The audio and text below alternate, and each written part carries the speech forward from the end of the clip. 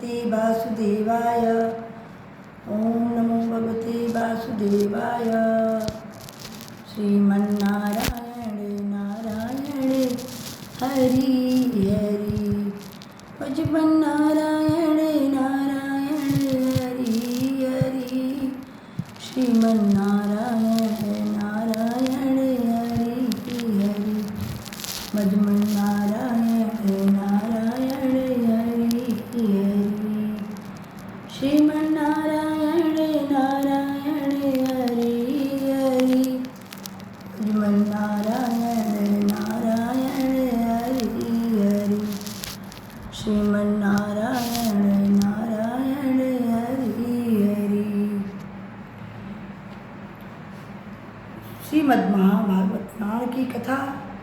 महापुराण प्रथम खंड। उद्धव जी से विदा होकर विदुर जी का मैत्रेय ऋषि के पास जाना। उद्धव जी ने कहा, फिर ब्राह्मणों की आज्ञा पाकर यादवों ने भोजन किया और बारुड़ी मदिरा पी। उससे उनका ज्ञान नष्ट हो गया और दुर्वचनों से एक दूसरे के हृदय को चोट पहुंचाने लगे। मदिरा के नशे में उनकी बुद्धि बिगड़ गई और जैसे आपस की रगड़ से बांसों में आग लग जाती है, उसी प्रकार सूर्यास्त होते होते उनमें मार काट होने लगी। भगवान अपनी माया की उस विचित्र गति को देखकर सरस्वती के जल से आचमन करके एक वृक्ष के नीचे बैठ गए। वहाँ मैंने देखा कि जो सबके आश्रय हैं किंतु जिनका कोई और आश्रय नहीं है, वे प्रियतम प्रभु शोभाधाम श्याम सुंदर सरस्वती के तट पर अकेले ही बैठे हैं। श्री भगवान कहने लगे, मैं तुम्हारी आंतरिक अभिलाषा जानता हूँ, इसलिए मैं तुम्हें वह साधन देता हूँ जो दूसरों के लिए अत्यंत दुर्लभ है। उद्धव, तुम पूर्व जन्म से वसु थे। विश्व की रचना करने वाले प्रजापतियों और वसुओं के यज्ञ में मुझे पाने की इच्छा से ही तुमने मेरी आराधना की थी।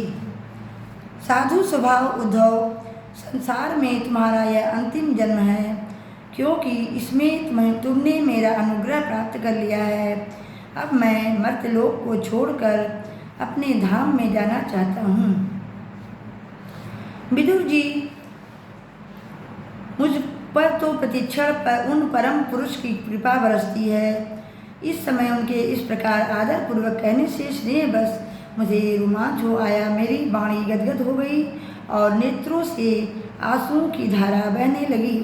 उस समय मैंने हाथ जोड़कर उनसे कहा, स्वामीन, आपने चरण कमलों की सेवा करने वाले पुरुषों को इस संसार में अर्थ, धर्म, काम और मोक्ष, इन चारों में से कोई भी पदार्थ दुर्लभ नहीं है तथा मुझे उनमें से किसी की इच्छा नहीं है। मैं तो केवल आपके चरणों कमलों की सेवा करने के लिए लालायत रहता हूँ। देव, आपका स्वरूप सर्वथाबाद और अखंड है, फिर भी आप सलाह लेने के लिए मुझे बुलाकर जो भोले मनुष्यों की तरह बड़ी सावधानी से मेरी संपत्ति पूछा करते थे, प्रभु आपकी वह लीला मेरे मन को मोहित सा कर देता है।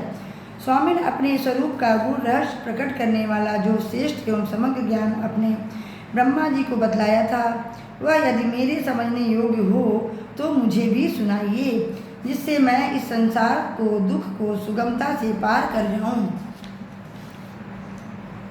जब मैंने इस प्रकार से अपने हृदय का भाव निवेदित किया, तब परम पुरुष कमलानयन श्री भगवान श्री कृष्ण ने मुझे अपने स्वरूप की परम स्थिति का उपदेश दिया।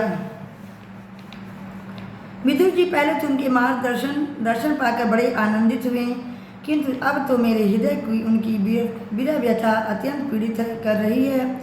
अब मैं उनके प्रिय क्षेत्र बद्रिकी काश्रम को जा रहा हूँ, जहाँ भगवान श्री नारायण देव और नर ये दोनों ऋषि लोगों पर अनुग्रह करने के लिए दीर्घकाल तक सौम्य दूसरों की सुख पहुँचाने वाली एवं कठिन तपस्या कर रहे हैं।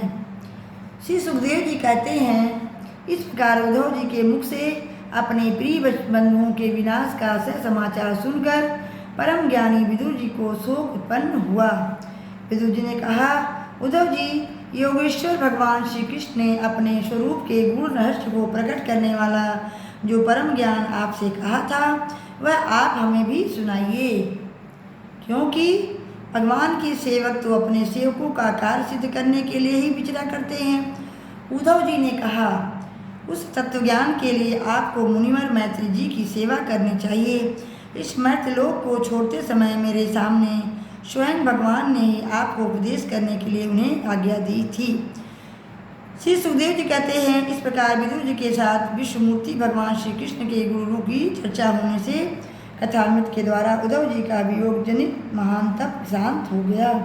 यमुना नदी के तीर पर उनकी यह रात्रि एक क्षण के समान बीत गई। फिर प्रातःकाल होते ही वहाँ से चल दिए। राजा परीक्षित ने पूछा, भगवान ब्रह्मा सापाप्रदेशेन कालेन मोगवाञ्छित सहन्त स्वकुलन्नून त्वच्च देहमा चिन्तयम्। राजा परीक्षित ने पूछा, भगवान वृक्षकुल और भोजवंश के सभी रथी और युद्धपतियों के भी युद्धपति नष्ट हो गए थे। यहाँ तक कि त्रिलोकीनाथ श्रीहरि को भी अपना वह रूप छोड़ना पड़ा। फिर उन सबके मुखिया उद्धव जी कैसे बच रहे हैं। श्री सुखदेव जी ने कहा, जिनकी इच्छा कभी व्यर्थ नहीं होती, उन श्रीहरि ने ब्राह्मणों के साथ रूप काल के बहाने अपने कुल का संहार कर अपने श्री विग्रह को त्यागते समय विचार किया। अब इस लोक में मेरे चले जाने पर स्वयं ही शिरोमणि उद्धव ही मेरे ज्ञान को ग्रहण करने से सच्चे अधिकारी हैं। परमात्मा श्री कृष्ण ने लीला से ही अपने श्री विग्रह प्रकट किया था और लीला से ही उसे अंतर्ध्यान भी कर दिया। विदुर जी उद्धव जी के चले जाने पर प्रेम से विह्वल होकर रोने लगे। इसके पश्चात सिद्ध शिरोमणि विदुर जी यमुना तट से चलकर कुछ दिनों से गंगा जी के किनारे जा पहुँचे, जहाँ श्री मैत्री जी रहते थे। इत श्रीमद्भागवत महापुराणे परमहंस्या संहिताया तृतीयस्कन्धे विदुरोद्भव संवादे चतुर्थो अध्याय समाप्तम्। श्रीमन्नारायण नारायण हरि हरि भज मन नारायण